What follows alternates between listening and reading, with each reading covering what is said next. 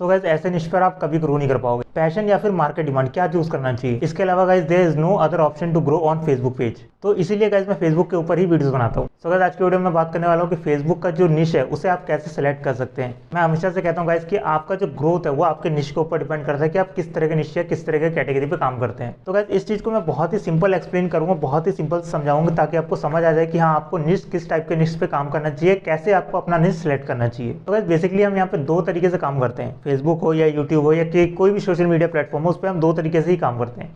पहला कि हमारा इंटरेस्ट किस चीज़ में, यानी हमें क्या आता है, हम किसके ऊपर काम कर सकते हैं। एक तरह से हम उन्हें पैशन भी बोल सकते हैं कि हमें ये आता है, इन्हीं के ऊपर इंटरेस्ट आता है, तो इसी चीज़ के ऊपर हम काम करेंगे क्योंकि हमें उसमें मज़ा आता है। जैसे इसमें हो सकता है कि आपको कोडिंग आती हो, कोडिंग के बारे में आप वीडियोस बना सकते हैं। हो सकता है आपको कोई आर्ट फॉर्म आता हो, जैसे कि डांसिंग आती हो, सिंगिंग आती हो, या स्केच करते हो आपके बहुत ही अच्छा, तो उसकी रिलेटेड वीडियोस बना सकते हो। तो ऐसे ही पैशन के रिलेटेड, यानी जो चीज़ आपको अच्छा लगता है उसके ऊपर आप काम करके इसमें ग्रोथ कर सकते हो। और दूसरे वो लोग होते हैं जो मार्केट की डिमांड के हिसाब से काम करते हैं, जैसे कि मैं अगर फेसबुक पे काम कर रहा हूँ तो गाइस ये मार्केट की डिमांड की वजह से कर रहा हूँ। यानी जब मैंने इसे स्टार्ट किया तो मैंने सर्च किया था कि मार्केट में किस चीज़ की डिमांड चल रही है, क्योंकि यूट्यूब के बारे में जब मैंने बताना शुरू किया था तो इसमें क्या था कि कंपटीशन बहुत ज़्यादा था। यानी ऑलरेडी बहुत बड़े बड़े यूट्यूबर्स थे जो यूट्यूब के बारे में बताते थे, लेकिन फेसबुक के रिलेटेड बहुत ही कम क्रिएटर्स थे जो वीडियोस बनाते थे फेसबुक के बारे में और फेसबुक की नॉलेज देते थे लोगों को।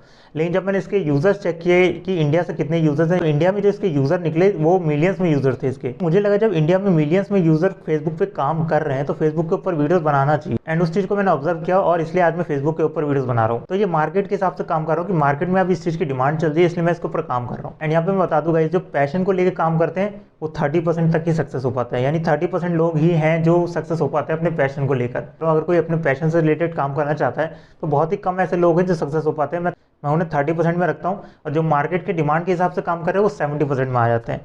यानी 70% लोग जो है वो सक्सेस हो जाते हैं अगर वो मार्केट की डिमांड के हिसाब से काम करे। तो गाइस मैंने अपने पैशन के साथ भी काम किया, यानी जो मुझे जिस चीज़ में इंटरेस्ट था मैंने उसको लेकर भी काम किया अपने यूट्यूब चैनल पर और फेसबुक पर। अब मैं मार्केट की डिमांड से भी काम कर रहा हूँ अभी। तो मैं दोनों को लेकर आपके साथ अपना एक्सपीरियंस शेयर करूंगा, तो उसके बाद आप खुद डिसाइड कर पाएंगे आपको किस चीज़ के ऊपर काम करना है। पहले मैं बात करता हूँ गाइस अपने पैशन को लेकर। गाइस मेरा जो इंटरेस्ट था, मेरा जो पैशन था गाइस वो था डांस। लाइक सीरियसली मैं 7 साल उस पर काम किया, मैंने 7 साल मैंने डांस सीखा।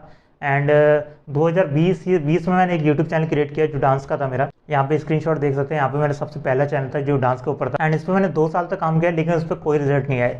लाइक मेरा एक भी वीडियो जिसे कहते हैं वायरल होना, वायरल नहीं हुआ। एक भी वीडियो पे 200-300 व्यूज़, ऑथेंटिक इंगेजमेंट यानी जो कहते हैं ऑर्गेनिक रीच, वो नहीं आया, कभी नहीं आया, किसी भी वीडियोस पे नहीं आया। और इस पर जितने भी सॉन्ग्स मैंने बनाए वो सारे ट्रेंडिंग सॉन्ग्स पे बनाता था मैं। जो सॉन्ग्स अभी रिलीज होते थे पिक्चरों के उस पर बनाता था। लोग कहते हैं ना कि ट्रेंडिंग चीज़ों पे बनाओ तो वीडियो वायरल होती है, मैं ट्रेंडिंग पे बनाता था और एक भी वीडियो वायरल नहीं हुई मेरी। उस टाइम पे क्या था कि सिर्फ मैं अपने डांस को लेकर काम कर रहा था, तो मुझे नहीं पता था कि कंपटीशन अभी इसके ऊपर कितना है। एंड 2 साल काम करने के बाद जब मेरे व्यूज़ नहीं आ रहे थे, बहुत मेहनत कर ली थी, क्योंकि एक कोरियोग्राफी बनाने में, उसे बाहर वीडियो शूट करने में, उसे एडिट करने में बहुत ज़्यादा टाइम लगता है। लाइक स्टेप्स में परफेक्शन लाने में बहुत ज़्यादा टाइम लगता है, बहुत मेहनत लगती है। तो इतनी मेहनत करने के बाद भी जब मेरी वीडियोस पे 1 से 2 व्यू फालतू नहीं आते थे, लाइक ये जितने व्यूज़ आप देख रहे हैं अभी मेरे चैनल पे, ये सारे मेरे शेयर किए हुए व्यूज़ हैं। यानी फेसबुक पे शेयर करना या फिर किसी दोस्त को शेयर करना व्हाट्सएप पे, तो उसके व्यूज़ हैं ये। एक भी व्यूज़ मेरा यूट्यूब सर्च से नहीं आया, एक भी व्यूज़ मेरा ब्राउज फीचर से नहीं आया या सर्च वीडियो से नहीं आया। एंड मुझे डांसिंग करते करते 7 साल हो चुका था, तो मेरे पास इतना टाइम नहीं था कि मैं और वेट करूँ पैसे बनाने के लिए। तो मैंने वहाँ पे डांस छोड़ दिया, मैंने वहाँ पे ये यूट्यूब चैनल छोड़ दिया। उसके बाद लेकिन मैंने सर्च किया कि किस चीज़ पे काम किया जाए ताकि पैसा बनाया जा सके यूट्यूब से, क्योंकि उस टाइम में मुझे यूट्यूब की 2 साल में काम करने के बाद समझ आ चुकी थी कि कैसे कैसे काम किया जाता है यूट्यूब पे। फिर मैंने ये देखा कि फेसबुक के ऊपर सर्च किस चीज़ को किया जा रहा है, यूट्यूब के ऊपर सर्च किस चीज़ को किया जा रहा है। मतलब मैंने मार्केट के डिमांड के हिसाब से काम करना शुरू किया। एंड रिजल्ट आपके सामने है गाइस। मेरी काफ़ी सारी वीडियोस जो है यूट्यूब सर्च के थ्रू देखी जाती है, ब्राउज फीचर के थ्रू देखी जाती है। यानी 70% व्यूज़ जो आते हैं मेरे यूट्यूब सर्च के थ्रू आते हैं। अब यहाँ पे मैं ये नहीं कह रहा हूँ बिल्कुल भी गाइस कि आपको अपने पैशन के साथ काम नहीं करना चाहिए। लाइक अगर आपको इंटरेस्ट है तो उसके ऊपर ज़रूर काम करो। लाइक आपको लग रहा है कि इस चीज़ के ऊपर काम करने से आप आगे निकल सकते हो तो आप बिल्कुल उस चीज़ के ऊपर लगे रहो। लेकिन मेरे केस में ऐसा था कि मुझे नहीं लग रहा था कि मैं 7 साल डांसिंग करने के बाद भी, 2 साल वीडियोस पे काम करने के बाद भी एक व्यू अगर एक्स्ट्रा फालतू नहीं आ रहा, तो मुझे पता चल गया था कि मुझे इस पर काम करके कोई फायदा नहीं है, मैं आगे ग्रो नहीं कर पाऊंगा। इसलिए मैंने पैशन की कैटेगरी में 30% लोग रखे थे और 70% रखे थे मैंने मार्केट डिमांड के हिसाब से। तो अगर आप पैशन के अकॉर्डिंग जाना चाहते हो काम करने के लिए तो आप पैशन के अकॉर्डिंग काम कर सकते हो। सो अब मार्केट के हिसाब से अगर आप काम करना चाहते हो तो इसमें आप कैटेगरी कैसे सिलेक्ट कर सकते हैं कि आपको किस कैटेगरी पे काम करना चाहिए। गाइस आपको स्टार्टिंग में 10 ऐसी कैटेगरी चूज करनी है जिसके ऊपर कंपटीशन बहुत कम हो। 10 ऐसे आपको ऑब्जर्व करके ये कैटेगरी फाइंड आउट करने पड़ेंगे जिसमें कंपटीशन बहुत कम हो। एंड फिर उस 10 में से आपको 5 कैटेगरी सेलेक्ट करना है, 5 में से फिर 3 कैटेगरी सेलेक्ट करना है, 3 में से कोई एक कैटेगरी सेलेक्ट करना है जिसके ऊपर आपको कंसिस्टेंट होकर काम करना है।